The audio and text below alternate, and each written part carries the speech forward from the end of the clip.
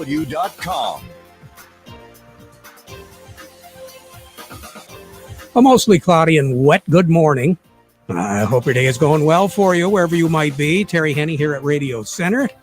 After taking a couple of travel days off down along the Gulf Coast, where those folks have had plenty of dry weather and not a whole lot of cooler temperatures there, they're looking for rain just like we were. Unfortunately for us, we're picking up some much needed precipitation around the Great Lakes Bay Area. And for that part, a good part of the southern half of the lower peninsula. As far as our temperatures are concerned, with the light rain right now at the airport, it is 61. Here at Radio Center with light rain, 61 as well. Midland reporting a light rain shower, 63. Downtown Bay City, it's raining there as well. They're looking at 61 degrees. We have a south wind at 13, 29.95, and falling off is the barometric pressure. We do have a low pressure system affecting our weather, and that's the reason why the barometer is doing what it's doing. And of course, it's pulling some frontal systems through the state as well. That's what's generating the shower activity, and that's what is going to generate some strong gusty winds a little bit later on this afternoon. We're going to be looking at a south wind gusting to right around 35 miles per hour here later on this afternoon. That's going to usher in some warmer temperatures. I got a funny feeling 67 degrees is about as warm as we're going to get. We're well on our way there. Most of the locations that are reporting this hour are looking at temperatures around 61, 62, 63. Right now, Detroit is reporting 64. A little bit further in the southwest corner, they've got a couple of reporting stations that are looking at 68 degrees over there. Also, some cooler temperatures, upper 50s reported in Michigan's Thumb, over in the Bad Axe area, where the rain shower activity is still coming down pretty good there. By the time it's all said and done, it's not out of the question to have at least a half inch. We have had some unofficial reports of a half inch or more so far. I think by the time we're all done later in the day on Tuesday and Tuesday evening, we could very easily see close to an inch of rain overall, with some locations a little wetter than that. Clouds are going to be in the picture for not only the day today, but also tonight, along with those scattered showers. The other thing that's very interesting is with our temperatures right now at 61, overnight, our overnight low will be 63. So we'll warm up to 67, have an overnight low of 63. And then tomorrow, we're going to come close to breaking a record. The record of 75 tomorrow could be in jeopardy. We're looking for a high of 74, but there's always that possibility with a glimpse of sun here and there that we could get up to 75, because that's what we're going to be looking at during the day tomorrow. We are going to have a chance of seeing some sun. It will be windy again, windier tomorrow than what it'll be today. As I said before, coming out of the south at 35 today, coming out of the south tomorrow, upwards of 40, very possibly 45 miles per hour, not only during the day, but also tomorrow night. Then there will be some clearing taking place, especially after midnight on Tuesday night. Wednesday's forecast will be some clouds around early, but then partly cloudy skies. The big difference, obviously, is going to be the temperature. Wednesday, our high temperature should be right around 57 instead of 67, and our low on Wednesday night right around 38 instead of 63. Then moving into the second half of the work week, mostly sunny skies for Thursday, Friday, a few more clouds around on Saturday, but still mostly sunny. Temperatures will be in that upper 50 to 60 degree range for Thursday, Friday, Saturday, and Sunday. Sunday, after we finish up with whatever shower activity we get tomorrow, is going to be the next possible chance of any showers, very possibly moving in on Saturday night. Sunday, as I said, low 60s, a chance of some showers, especially early in the morning, but becoming partly cloudy going through the day on Sunday. The long-range outlook to take us all the way through the 17th of the month is for our temperatures to continue to be a good 10 degrees above average. Precipitation values to be slightly above as well. Average high for this time of the year is 52. The normal low is 36. Record high in the state is 75. That was set in 2015. The record low, 16, set in 1951.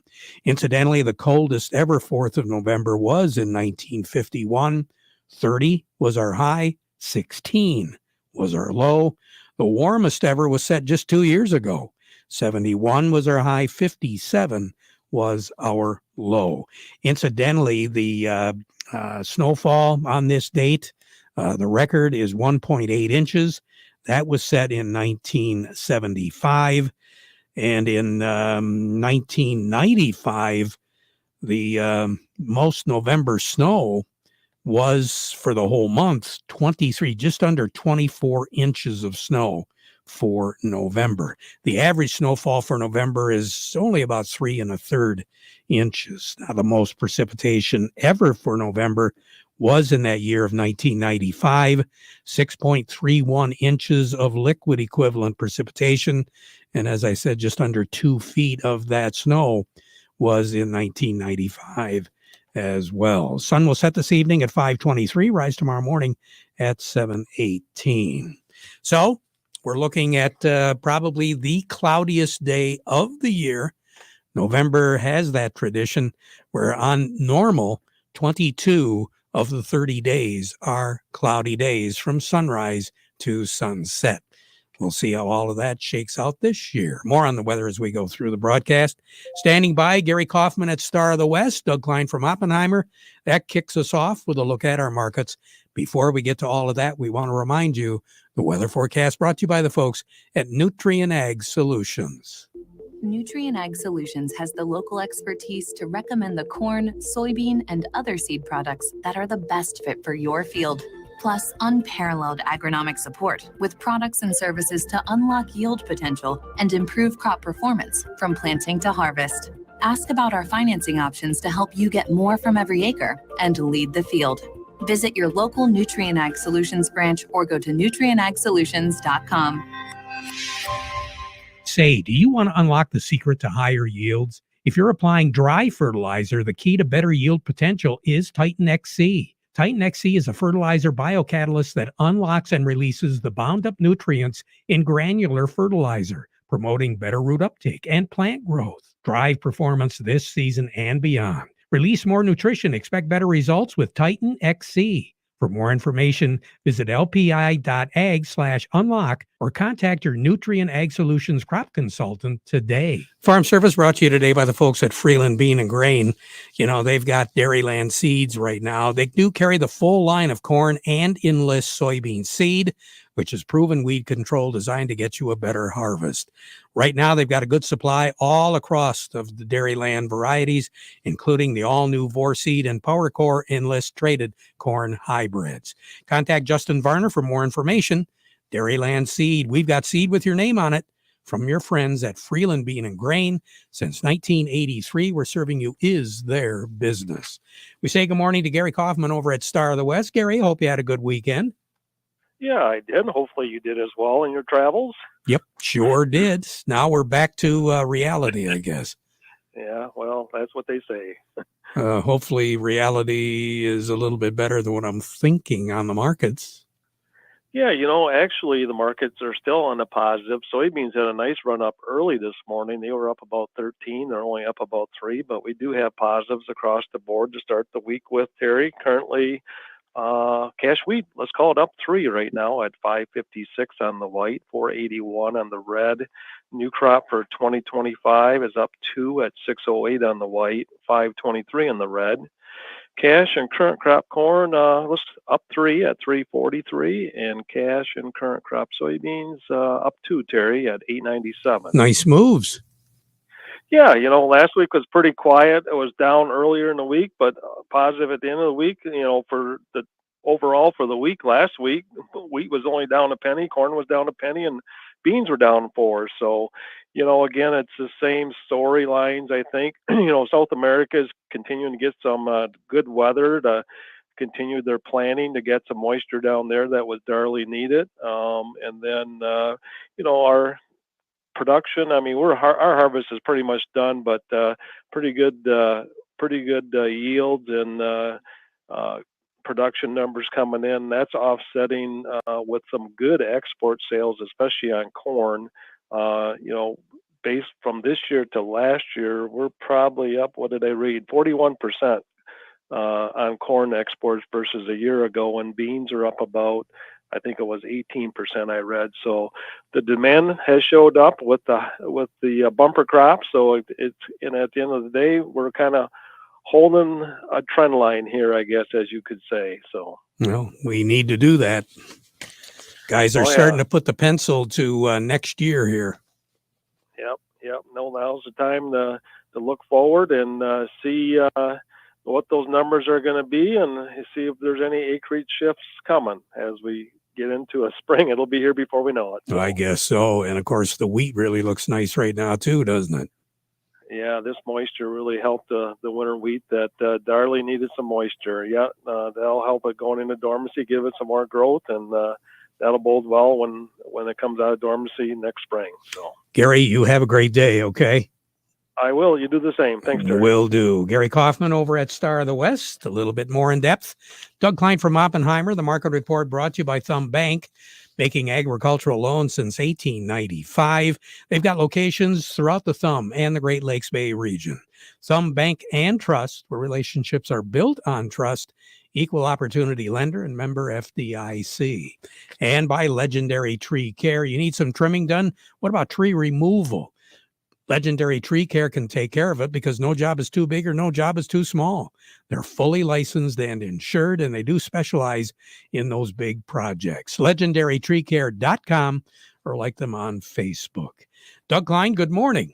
Well, good morning. What are we looking at now in Chicago? Kind of interesting. The dollar's lower today, so it broke down under that 104 mark. So that's helping the commodities, obviously. The Saudis thought there should be more demand for oil than we think there is. So for the moment, crude oil is up $1.75. That's kind of sort of what's driving that. Copper's higher, but the other guys are a little bit lower, so not a big deal there. The stock market started out higher, kind of trending a little bit lower, but not a big deal there. Dow Chemical hit a new low today, so they're down at 47.77. LyondellBasell, also chemical, also hit a new low today. Must be a couple upgrades on Nutrien and Mosaic because they're both up pretty decent today. Of course, it's probably fertilizer buying season right now, at least trying to lock in next year's potential, whatever you want to call it, for farming next year. Intel's getting booted off the Dow Jones Industrial Average, that Dow 30. So they're down a little bit today, but they're going to put on NVIDIA, which is only up about 10,000% in the last 10 years. So it's a great time to be buying a stock, when it's at its all-time high. But what do I know? I guess that's why I'm still working, and everybody else is rolling in the dough, apparently. Here's your numbers. December corn is 418, up 3.5. The March corn 431 1/4, up 2. November soybeans 984 3/4, up 2 1/4. The January soybeans 997 1/4, up 3.5. December wheat is 573, up 5 cents, and March wheat 591 3/4, up 4 cents. Crude oil is 71.22, up $1.73. Heating oil is $228.10, up 4.7 cents. Gasoline is $201.73, up 5 cents. Natural gas $303 1/4, up 9.6 cents. Over to currencies, Canadian dollar. U.S. dollar buys $1.3894 Canadian. That's down 56 ticks. And I saw on Friday that the Canadian dollar actually hit a 2-year low against the U.S. dollar. So that's affects the balance of trade greatly. The U.S. dollar buys 151.97 yen. That's down 101 ticks. The euro's at 108.87. That's up 53 ticks. The dollar's at 103.80, down 48 ticks. Gold's at 27.47, down $2.20. Silver's 32.58, down a dime.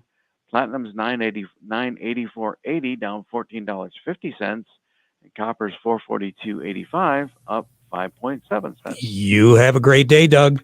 You too. Talk to you later. Doug Klein over at Oppenheimer. We'll be right back. Kevin Messing's on the line with us from Michigan Sugar Company. We'll be talking to him and Jerry Samalski from Bay Landscaping and Garden Center. All of that, but first this. Hate having to choose between price, service, and quality? Well, at Forward Energy, you don't have to. For 100 years, we've been delivering all three. Get great propane prices, reliable service, and quality you can trust. Plus, over 90% of our customers would recommend us to their friends and family. Don't compromise. Choose the home heat company that gives you more for less. Forward Energy, Michigan's preferred propane and home heat provider since 1925. Like you, we never settle. There's more sugar, in fact, better sugar in every seed we sell. For more than a century, we put innovation to work in the service of growers who plant Crystal brand sugar beet seed. With varieties developed especially for your growing area, you can be confident your success is always our top priority. This season, and for seasons to come, choose a seed partner who shares your priorities. The beauty of a family farm is that everyone pitches in to get things done. There is nothing like the smell of a sugar beet field during harvest or a meal served off the tailgate of a pickup. This is Jeff Karst, your ACH Seeds representative, with a friendly reminder to keep safety a top priority this harvest season. Please encourage your crews to be cautious with field work and drive safely as they deliver this crop. You've built an impressive legacy, one that is certainly worth protecting. Thank you for your continued business again this year. ACH Seeds, growing with you. Along with us right now, Kevin Messing with Michigan Sugar Company. Kevin's report brought to you by Foster Blue Water Oil and Blue Flame Propane. Kevin, good morning. Good morning, Terry. How are you? Hey, not too bad. A little bit of a break for our producers that Mother Nature decided to give them a little moisture. Yeah, unfortunately, this odd pattern of weather through the fall, warmer than average, has continued. So we take another break from beet harvest right now. How far along are we, Kevin? Yeah, so it depends on how you crunch the numbers, Terry, but my estimation, we have about 73% of our acres harvested at this time. So roughly, 27, 28% to come in yet. So at this stage of the game, looks like patience is going to be a virtue. Mother Nature's going to probably make us wait a couple of days, but we still have to contend with those mild temperatures. Yeah, it looks like coming into the end of the week, we'll get some cooler nights back, but our daytime highs and that sun are going to keep us on the edge of the ability to pile cool beets. So we may have some odd hours and some, trying to make our harvest fit within the weather, I guess, more so than we're used to again. How has it been so far as beets on the ground?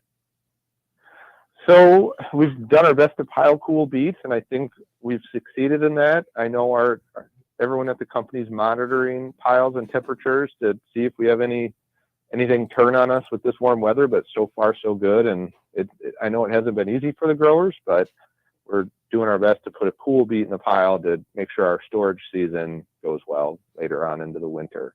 So it looks like we've still got a ways to go with 25%, huh? Yeah, I would suspect for most growers, we're looking at a good 10 days.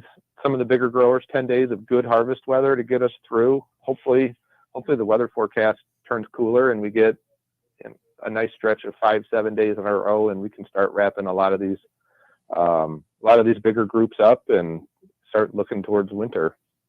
Kevin, thank you so much for sharing. Look forward to talking to you again next week. All right? All right. Thank you, Terry. You bet. Kevin Messing with Michigan Sugar. Let's slide over to Bay Landscaping and Garden Center. Jerry Samalski joining me right now. Jerry, good morning. Good morning, Terry. What a great weekend to get some work done. Yeah, now we can take a break. Yes, we can. What a needed rain. I had 4/10 in my gauge before I came into work this morning, so I don't know what we got during the day this morning, but it's been a good rain. So at this stage of the game, what should we be doing in the front yard or the backyard, Jerry? Terry, I was cutting down some perennials this weekend, and clearly that should be being done. But the ornamental grasses is something people always question. Some people like to leave them up. Some people take them down. Either way, it's fine. But I would encourage people, when you cut them down, whether it's now or in the spring, and either one of them is good, is to get them down to like inch and a half, 2 inches from the ground. Don't leave them up knee high. Sometimes that'll help create that hole in the middle that some grasses have developed. By keeping them cut short, that's the best thing you can do. Good suggestion. Jerry, we'll talk to you again tomorrow. All right. All righty. Take care. Jerry Samolsky, Bay Landscaping and Garden Center in Essexville. Soil prep for next year begins as soon as the harvest is over. Don't miss out on nutrients you can return to your soil. Applying a Dairy Dew compost blend accelerates the conversion of crop stubble into next year's plant food. That remaining plant material is full of nutrients you want to return to the soil. Dairy Dew blends from Morgan Composting, like K2, Gypsum Plus, and Layer Ash Blend with Gypsum, helps with decomposition, releasing those nutrients for next year's crops while also adding good biology and other missing nutrients to your soil. Like a lot of things right now, supplies are limited, so contact Morgan Composting to place your order for fall and lock in your price now. Crops don't wait. The seasons don't wait. You shouldn't wait. Address soil health now for better yields next year. Not sure which is the best Dairy Dew compost blend for your fields? Contact a soil health expert at Morgan Composting for a consultation and soil testing. Call today or visit dairydew.com to learn more. Along with me, Vic Huffer with Freeland Bean and Grain. Vic, you're on the road heading to a meeting. What have you been seeing out and about? Well, not a lot. Harvest is kind of winding down to an end. Not certain where they're at with sugar beets as far as what percentage of those are harvested, but I know there's guys working at that and getting things done. Hard to believe it's, this early in the season to have this much done. As a company, we've never taken in this much dry corn in a harvest season ever. Out of the total that we harvested, that we took in this year, I think we dried maybe 30% of it. The rest of it went into storage and going to air dry it. So that was a big surprise. I've never seen corn come off the field this dry before, which was a big surprise. We actually had some that was 12-7, believe it or not. Wow. But yeah, I mean, it was crazy. And then, it was, harvest seemed like it was over quick, but we really never had a break. Weather was good pretty much all the way through. Guys really didn't have any issues with picking their days to harvest. We had a few little small rain events, but nothing that was anything major. Right now, I guess my advice to people is buying seed to get the varieties they want. Dairyland, like all companies, has some excellent discounts that they're offering all the way out through the month of November. I think we're at a 12% cash discount out through the month of November. So there's some really good opportunity. We had some excellent yield results come back from some of our growers that we work with. One guy that we sold seed to last year had one of the Dairyland varieties he had was the best corn he's ever raised. Oh, that's great. So, and we'll have a chance to talk a little bit more about that here over the next couple of weeks. I really appreciate it. And also, in a couple of weeks or so, let's talk a little bit more about the wheat crop out there too. Okay. Yep. Victor, thank you very much. We'll talk to you again soon. Vic Huffer with Freeland Bean and Grain. Sunday, November 3rd, stop out to the Sawmill Pub and Grill and watch your Detroit Lions take on the Green Bay Packers. Former Detroit Lions quarterback Eric Hipple will be on site for an autograph and photo session starting at 3:30. This event, brought to you by Garber Buick, includes prizes with a donation to benefit the Saginaw Rescue Mission. The Sawmill Pub and Grill will offer $1 beers for every Lions touchdown and include complimentary appetizers with an Eric Hipple trivia contest at halftime. Let's go Lions! How can you be sure that you're getting the full potential of your sugar beets? By planting a seed backed by over 50 years of breeding expertise. Hi, Brian Groot here, your local Beta Seed sales manager. At Beta Seed, our breeders research and test thousands of hybrids to find the one with the best traits to drive higher sugar content and better yields while also standing up to diseases and pests on your farm. That's what we call next-gen breeding for next-gen confidence. Want to learn more? Give me a call or visit betaseed.com. Predictability in farming is next to impossible. Maybe you should take a look at Pivot Bio. It doesn't wash away in the rain. You can plant more predictability next season with Pivot Bio. Learn more by contacting Don Morris, 989-239-2791, or Allie Teal at 989-780-3770. Back at 12:30 with an update. Now we conclude our program with a playing of our national anthem brought to you by Euclid Avenue Coins in Bay City.